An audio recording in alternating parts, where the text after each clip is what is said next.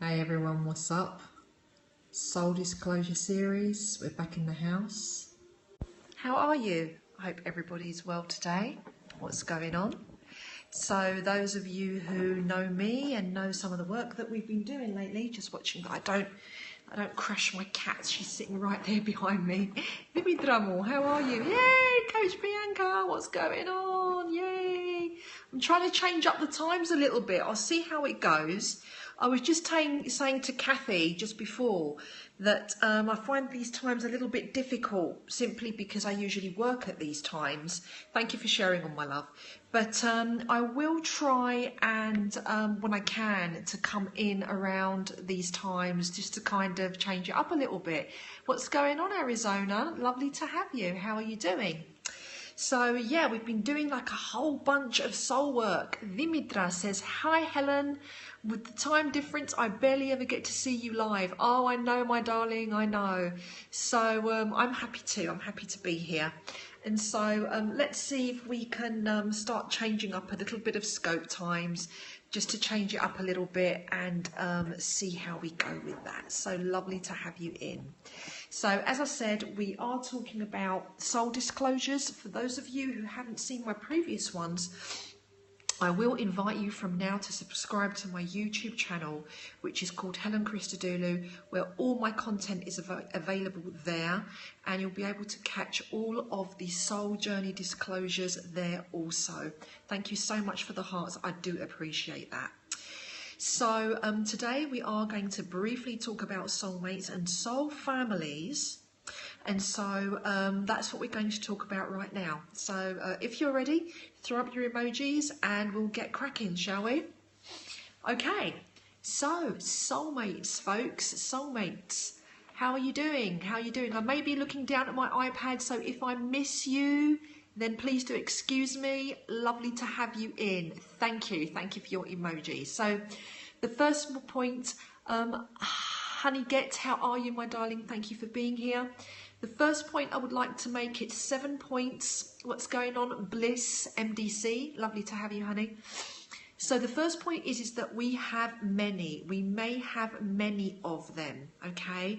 So you don't just get to have one soulmate relationship in your lifetime. You may get to have many. The second point is that they can be your friends. They can be members of your family, and flowers to you, my darling, and they can be lovers, okay? So a soulmate isn't just, you know, the person that you're going to spend the rest of your life with. There are many. Nurbe, how are you doing? Lovely to have you. So yes, they can come in all shapes and all forms. Now, the third point that I'd like to make, this is a really important one, and there is a lot of misconception about this one, is that your soulmate is not necessarily your ideal partner in life, but people think that they are. Like they'll say, oh, when am I going to meet my soulmate? You know, the ideal one. But on many occasions, they are not the ideal one. They may be, but perhaps they may not be. Now, a soulmate is somebody that you may have an amazing connection with, but by the same token, or the other side of the coin, it can be also a troubled partnership or relationship that you may have, okay? And the great connection can be incorrectly labelled as a soulmate, okay? So the soulmate can take many shapes and forms, and sometimes they are great, and sometimes we do spend the rest of our lives with that particular one, and sometimes we don't. So Tolga, what's going on? Thanks for coming in.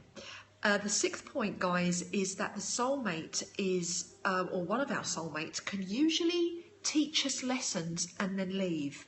And that's usually what they do, actually. Not always, once again. But on many occasions, they will come into our lives. Hey, Georgia, how are you doing? The soulmate will come into your life. He or she will teach you a lesson about something, or you will exchange a lesson about something. How are you, my darling?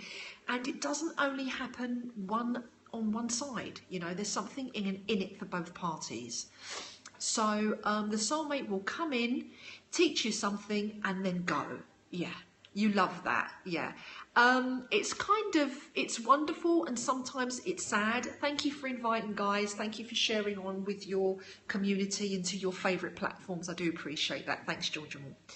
So yes, they will teach the lesson and they will be on their merry way, or you may be on your merry way. Okay, yeah, it's absolutely true. And the seventh point, guys, is that the connection may remain even when they are not actively engaged in our lives. And I think that's probably, yeah, it is profound. And I think that this particular point is perhaps the most profound of all the seven with regards to the soul mate. Okay, so the last one was the connection may remain even if they are not actively engaged in our lives. Now, the problem with that one, Truth Crew, is that it can be confusing, you know.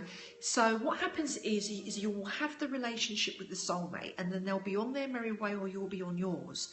And then you will still feel that profound connection and you think, oh, you know, perhaps I should have kept my friendship or kept the relationship or kept the marriage, you know, because that relationship is so strong, you can really feel it, yeah? So this is where it gets confusing and people will say, oh, well, because maybe they are my soulmate, I shouldn't have let them go, you know, or they shouldn't have let me go, whatever the case may be. So this is where it gets confusing. So you need to be able to understand the dynamics of the situation, the relationship, to understand that yes, this person may be a soulmate indeed, but it doesn't mean that you should not move on. You should, okay? And on other occasions, we tend to stick with that soulmate, and that's good too. But I'm just showing the reverse of the situation because those are the times when it can get confusing and we can get stagnated, we can get confused and we can get stuck. Okay, so are there many soulmates? There can be many, not thousands per se, but there can be quite a few. Yeah, there can be quite a few soulmates.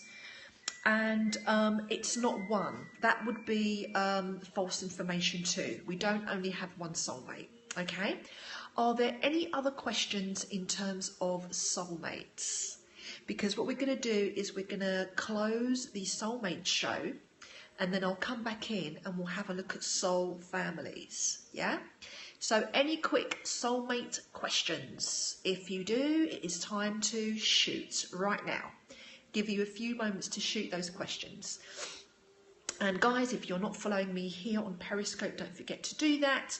And don't forget to subscribe to my YouTube channel. Dimitra asks, is it always about teaching, learning something? Well, it may not be about teaching or learning. How do I get over a soulmate? Let's just answer the first one, honey. So it might not be about teaching or learning, but there is some kind of an exchange that goes on. Okay, so it could be gifts that are exchanged, for example. It's not always necessarily about teaching or learning. Yeah, how do you get over a soulmate was the next question. So in a sense, a soulmate is like a door that opens and closes constantly. Yes, you could say that. It's a very good way of putting it. Absolutely. Yeah. In terms of getting over the soulmate, the way to get over it is to accept it. That's the very first step. So you need to accept that the connection might always be there, perhaps beyond this lifetime even, you know.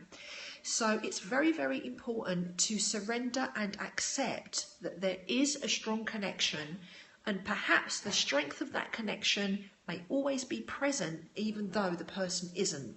So it's very much like losing somebody when they die, when they pass over from the physical realms. It's very, very similar. And you know that the love or the connection will always be there even though physically they are not. Well, does that answer your question? This is why it remains. And the soulmate connection, apart from having that strong connection in itself, may carry over because perhaps you may have more gifts or lessons and teachings to exchange beyond the physical realms, or perhaps in other times, places or lifetimes. So that's why. If you investigate it intuitively and it does need to be terminated, it can be terminated. but you would have to understand the reasons why.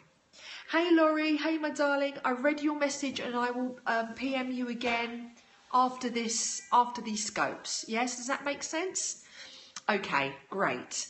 So what I'm going to do, guys, is I am going to close this scope and I will come back in and we will investigate soul families. Don't touch that dial. I will be right back. Catch you in a jiffy. I want to terminate the relationship ties. Okay.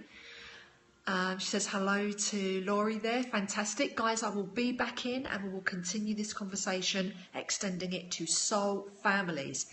Catch you in a tick.